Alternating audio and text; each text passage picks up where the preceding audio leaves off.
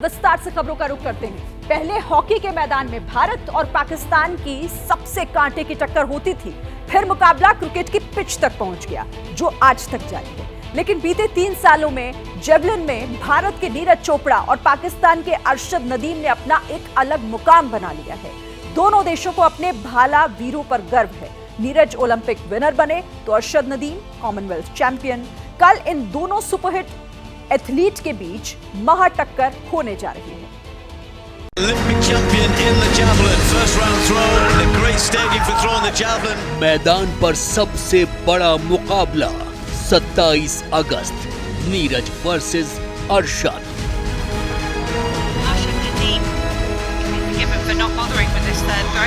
बढ़िया, वो हमारे इंडिया के लिए बहुत अच्छा काम कर रहे हैं, बहुत अच्छा स्पोर्ट्स खेल रहे हैं और पाकिस्तान को धूल चटाने में रहेंगे। ये अरशद नदीम को कैसे हरा सकती है? इंशाल्लाह पाकिस्तान जीतेगा और अरशद नदीम पाकिस्तान का नाम रोशन करेगा।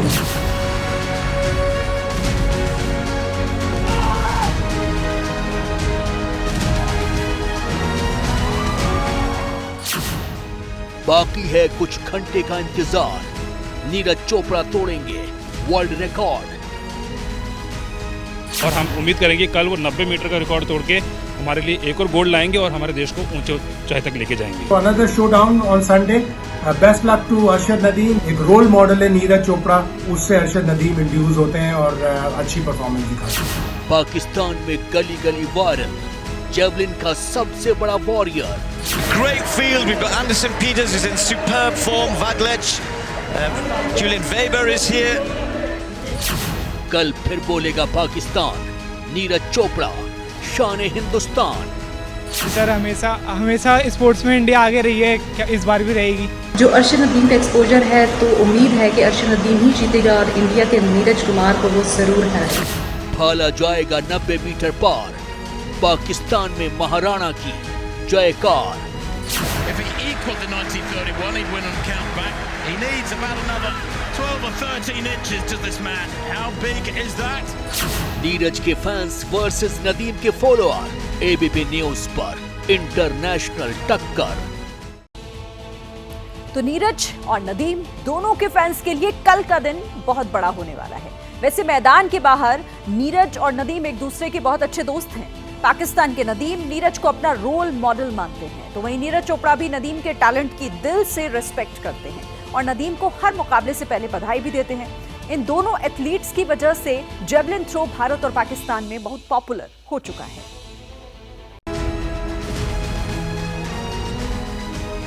7 अगस्त 2021, Tokyo, Japan. Track and field world में भारत के लिए यह सबसे बड़ा पल था। नीरज चोपड़ा ने जेवलिन थ्रो में गोल्ड जीतकर इतिहास रच दिया था। 87.58 मीटर दूर भाला फेंककर नीरज चोपड़ा गोल्डन बॉय बन गए।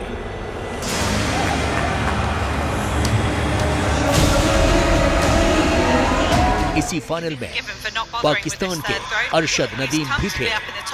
नदीम का बेस्ट परफॉर्मेंस था 84.62 मीटर, वो 5वें नंबर पर थे।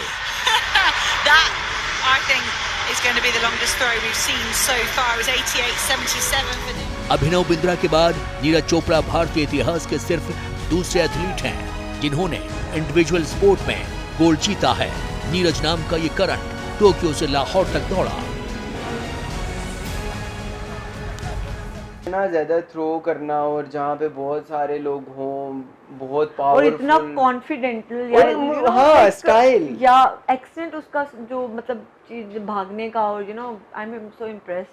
सुनो जो भाग के उसने जो फाइनल राउंड में फेंका, उसके बाद वो आगे नहीं उसने देखा कि वो कहाँ जाके गिर रहा है। तो उसने पहले से पहले जब उसने फेंका तो उसको लगा कि ओके फाइन यार ठीक है आगे तक गया है, लेकिन जब दूसरी बार से फेंका तो उसने देखा नहीं, लेकिन उसने जब मुड़ा वो पावर से फील हो गया। उसने जब उसने फेंका होगा ना उसको उसकी पावर से फील हो गया होगा कि भाई मैं विनर हूँ मैं विनर हूँ। यही कॉन्फिडेंस होना चाहिए लाइफ में भी। क्लैपिंग होनी चाहिए। नीरज चोपड़ा के ओलंपिक में सोना जीतने के बाद लखनऊ के कवि वाहिद अली वाहिद की एक कविता बहुत वायरल हुई। कवि वाहिद अली वाहिद के शब्दों को मानो नीरज चोपड़ा ने चित्र दे दिया हो। इस 2082 को तो फिर शीशे में ढाला जाए और डॉक्टर कलाम की मिसाइलों के लिए ये फिर शीशे में ढाला जाए और तू भी है राणा का वंशज, फेंक जहां तक भाला जाए। क्या बात है? तू भी है राणा का वंशज, फेंक जहां तक भाला जाए और तेरे मेरे दिल पर ताला। होली का मौसम है, फिर अगर तुम हाथ बढ़ाते हो तो भारत तो हमेशा स्वागत करता है, अगर प्रेम देते हो तो प्रेम दिया जाएगा। ये फेंक जहां तक भाला जाए कि तेरे मेरे दिल पर ताला, राम करें ये ताला जाए। 24 दिसंबर 1997 को हरियाणा के पानीपत में जन्मे नीरज चोपड़ा न सिर्फ भारत के सबसे बड़े एथलीट में शुमार हैं, बल्कि हिंदुस्तानी एथलीट्स के आदर्श भी हैं। अनुशासन और लगन से कीर्तिमान तोड़ा जा सकता है, इतिहास रचा जा सकता है। नीरज चोपड़ा इसकी मिसाल हैं। पाकिस्तान में नीरज चोपड़ा के फैंस हैं। नेबर्स हैं, हम तो यही कहेंगे कि भाई कंग्रेचुलेशन, ठीक है, आपने अच्छी जद्दोजहद की है, ठीक है। वहाँ पे पूरा सेटअप है, स्पोर्ट्स का एक पूरा सेटअप है, यहाँ पे कोई नहीं है इतना। वहाँ पे फ़रोग दे रहे हैं हर एक चीज़ को, हॉकी को, ठीक है, स्क्वाश को। आपने जितने भी, जहाँ तक मैंने जितने भी मैचेस देखे हैं, ठीक है, उसमें नंबर 1 या नंबर 2 जो है इंडिया ही आती है, ठीक है। जितने भी खेल हैं उसमें इंडिया नंबर 2 पे आ रही है या नंबर 3 पे आ रही है। तो वहाँ पे सारा फ़रोग जो है वो खेल को ज़्यादा इम्पोर्टेंस देते हैं। पाकिस्तान की हार और इंडिया की जीत से कोई इफेक्ट आया है, कोई असरात जो है मुरतब हुए हैं हमारे पाकिस्तान पे? नहीं, असरात से अटके एक चीज़ जो है वो मैं कोट करना चाहूँगा कि डेफिनेटली उनके जो गवर्नमेंट है वो ओलंपिक से रिलेटेड जितने भी हमारे कैटेगरीज़ के मैचेस होते हैं वो उनको बहुत ज़्यादा सपोर्ट करते हैं। तो पाकिस्तान की गवर्नमेंट और पाकिस्तान की जो स्पोर्ट्स फेडरेशंस हैं वो इस चीज़ को कोई खास सपोर्ट नहीं कर रही। जिस तरह पाकिस्तान की हॉकी टीम एक टाइम में बहुत ज़्यादा बेस्ट थी, तो आज वो बहुत ज़्यादा पीछे रह चुकी है। अब कुछ घंटे का इंतजार बाकी है। हंगरी में इतिहास रचा जाने वाला है। दशकों का सूखा खत्म होने वाला है। गोल्डन बॉय फिर से गोल्ड लाने वाला है। बात है पाकिस्तान की। पाकिस्तान मुसीबत के दलदल में बुरी तरह से फंस चुका है। हालात इतने खराब हो चुके हैं कि अब जिन्ना लैंड के वजूद पर ही खतरा मंडराने लगा है। और ऐसा इसीलिए क्योंकि अब आतंक की फैक्ट्री लगाने वाला पाकिस्तान अपने ही बुने हुए जाल में फंस गया है। पाकिस्तान पर चौतरफा नहीं, 5 मोर्चों से हमला हो रहा है। मतलब 5 यमराज ने पाकिस्तान का वजूद मिटाने की पटकथा लिख दी।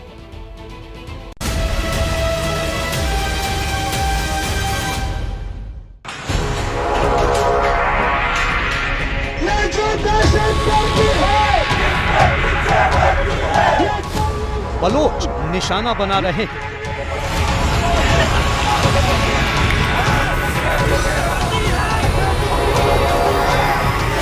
स्थानीय लोग झंडा जला रहे हैं।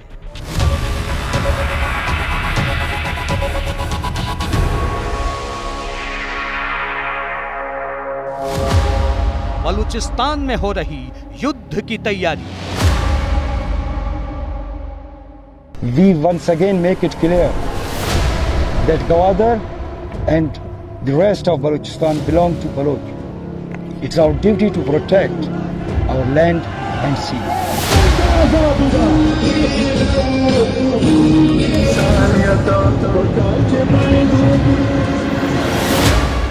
पश्तून लैंड से उठी बगावत की चिंगारी। बंगालियों ने आपके पखनम निकाले थे, पख्तून और बलोच उनके छावनी निकालेंगे। वर्दी वाले, ये कर्नल जनरल, ये आज मुसीबत विकट, सामने वजूद का संकट। ये कर्नल जनरल, ये सरकार, ये कर्नल जनरल, ये सरकार, ये कैप्टन मेजर, ये सरकार, ये वर्दी वाले। सेना का आतंकी चेहरा सामने आया। पाकिस्तान पर संकट और गहराया। जो दहशत गर्दी है, इसके पीछे वर्दी है। जो असल दहशत गर्द है, जो असल दहशत गर्द है, वो GHQ में बैठे हुए हैं। मजीद इस कंफ्यूजन में हम नहीं है कि तालिबान अलग ग्रुप है, फौज अलग ग्रुप है। ये इस बदमाश जर्नलों के पैदावार है। महंगाई ने पूरी तरह तोड़ा, बाढ़ ने कहीं का न छोड़ा।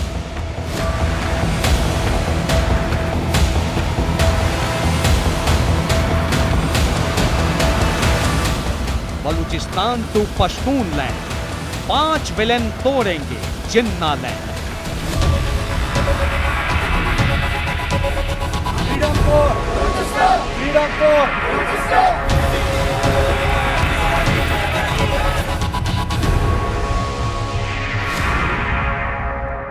Pakistan, a nation at war.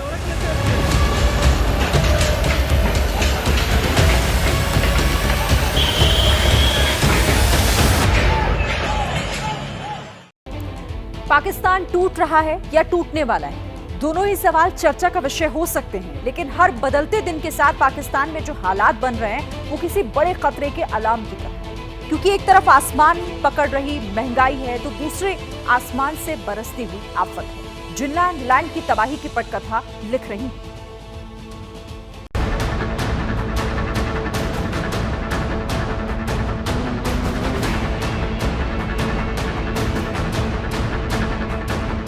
यहाँ ये जंगल का कानून है, ये बनाना रिपब्लिक है। वो गंदा प्याज, गंदे आलू, गंदे टमाटर और वो जो गांद वगैरह, केले वगैरह ये जितने हैं। लेकिन इस दफ़ा तो बहुत ज़्यादा महंगाई हो गई है कि बिल्कुल इतने हालात बुरे हो गए हैं, काम है ही नहीं किसी तरह।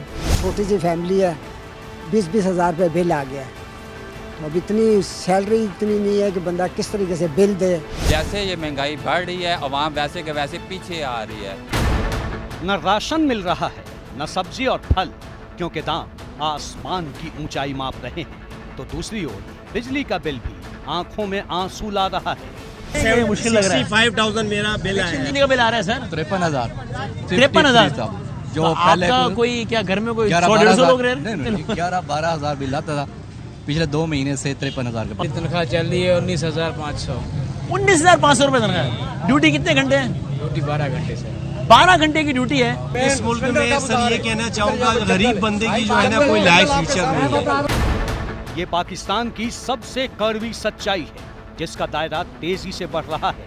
जनता परेशान है, कारोबारी हलकान है। इतने हालात ख़राब हैं कि यकीन करें आप, हर चीज़ मोटरसाइकिल तक घर खड़ा कर दिया है कि अब अफोर्ड नहीं कर पा रहे उसको। माल पड़ा हुआ है, गाहक कोई नहीं है, तो इस टाइम सबसे घर की ज़रूरियात, बच्चों की ज़रूरियात पूरी करना मुश्किल हो गया। पेट्रोल आप देखें और महंगाई देखें, फ्यूल देखें, उसके बाद बिजली देखें। महंगाई ने पाकिस्तान की आवाम की हालत पतली कर दी है। दरअसल पाकिस्तान में महंगाई पिछले 55 साल का रिकॉर्ड तोड़ चुकी है। महंगाई का आंकड़ा 36.4% तक पहुंच गया है। $1 की कीमत 302 पाकिस्तानी रुपए हो गई है। बांग्लादेशी करेंसी टका की कीमत भी 2.04 पाकिस्तानी रुपए हो गई है। पाकिस्तान में पेट्रोल की कीमत 290 रुपए प्रति लीटर हो चुकी है। इसके अलावा आटा, चावल, दाल, सब्जी, यहाँ तक कि रोजमर्रा में इस्तेमाल होने वाली हर एक चीज के दाम कई गुना तक बढ़ गए हैं। पाकिस्तान की जनता पहले से महंगाई के सवाल पर त्राहिमाम कर रही है, तो इस मुसीबत को आसमान से बरसी आफत ने और भी बढ़ा दिया। पाकिस्तान में सतलुज और झेलम समेत कई नदियां किनारे तोड़कर बह रही हैं। नतीजा, कई इलाके बाढ़ की चपेट में हैं। पाकिस्तान के पंजाब से सिंध तक नदियों के आसपास बसे सैकड़ों गांव बाढ़ की चपेट में हैं। गांव के गांव डूब गए, आशियाने तबाह हो गए और फसलें बर्बाद हो गई। रास्तों पर इतना पानी है कि बाहर निकलने के लिए नाव की जरूरत पड़ रही है। 1 लाख से ज्यादा लोग बाढ़ से प्रभावित हुए हैं। अकेले पंजाब प्रांत में 72 गांव के लोगों को अपना घर छोड़ना पड़ा। 85,000 एकड़ से ज्यादा जमीन बाढ़ की चपेट में है। ये आंकड़े बताने को काफी हैं कि पाकिस्तान पर संकट कितना गहरा है। पाकिस्तान के लिए संकट दिन ब दिन बढ़ता जा रहा है। बात आतंक की हो, बात आज़ादी की शक्ल में बगावत की हो, या फिर महंगाई और मौसम की मार की हो। अब सवाल है कि जिस तरह से पाकिस्तान मुसीबतों से घिरा नजर आ रहा है, इससे बाहर आने का रास्ता क्या होगा? या फिर मुसीबतों में घिरा पाकिस्तान टूट जाएगा, जिन्ना लैंड का वजूद मिट जाएगा? ये सवाल इसलिए क्योंकि पाकिस्तान में बर्बादी का अलार्म तो पहले ही बज गया था। अब बर्बादी तबाही की शक्ल में पाकिस्तान को घेर रही है। और बिहार के बेतिया में इस वक्त भारी बवाल हुआ है। बड़ी खबर आ रही है, सरकारी स्कूल में ईंट और पत्थर चल गए हैं। बताया जा रहा है कि फॉर्म को लेकर स्कूल में जमकर हंगामा हुआ। विवाद के बाद टीचर और छात्र आपस में भिड़ गए। बेतिया के मझौलिया इलाके में ये पूरा विवाद हुआ। जिसके बाद तनाव की स्थिति इस इलाके में। सरकारी स्कूल के अंदर फॉर्म को लेकर किसी बात को लेकर विवाद बढ़ा और टीचर और छात्र आपस में भिड़ गए। बड़ी खबर इस वक्त की, सरकारी स्कूल में ईंट और पत्थर चले हैं। छात्र और टीचर के बीच ये विवाद हुआ। बिहार के बेतिया का मामला है, जहां पर बताया जा रहा है कि मझौलिया इलाके में ये स्कूल जहां पर एक फॉर्म भरने को लेकर हंगामा हुआ, किसी बात को लेकर बात काफी बिगड़ गई, ईंट और पत्थर तक चल गए। सरकारी स्कूल के अंदर ये सब कुछ हुआ। बेतिया के मझौलिया इलाके का ये मामला, इस वक्त की ये बड़ी खबर। और तस्वीरें भी देखिए आपके सामने आ गई है कि किस तरीके से वहां पर हंगामा हुआ। स्कूल और टीचर्स ही आपस में, स्कूल के जो टीचर्स हैं और जो छात्र हैं वो ही आपस में भिड़ गए।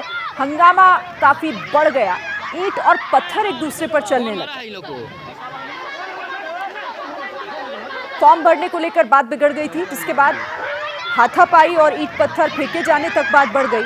तस्वीरें आप जरा देखिए, बेतिया का मझौलिया इलाका, सरकारी स्कूल में ये सब कुछ हुआ, जिसकी तस्वीर इस वक्त आप एबीपी न्यूज पर देख रहे हैं।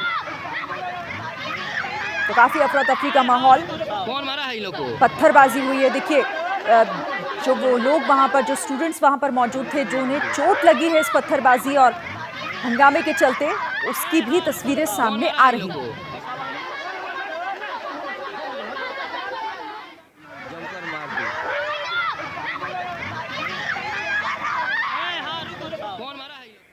जैसे ही घड़ी का काटा दोपहर 2:30 पे आए, बबीता जी का दिल सास बहू साजिश के लिए मचल जाए। और ये है इनकी बहू, पूरे दिन ऑफिस की टेंशन हो जाए गॉन जब ये करें अपना फेवरेट शो फ्री टाइम पे ऑन।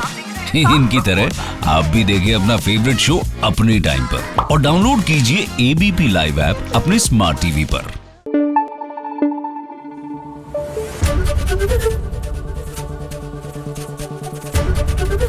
एबीपी न्यूज आपको रखे आगे।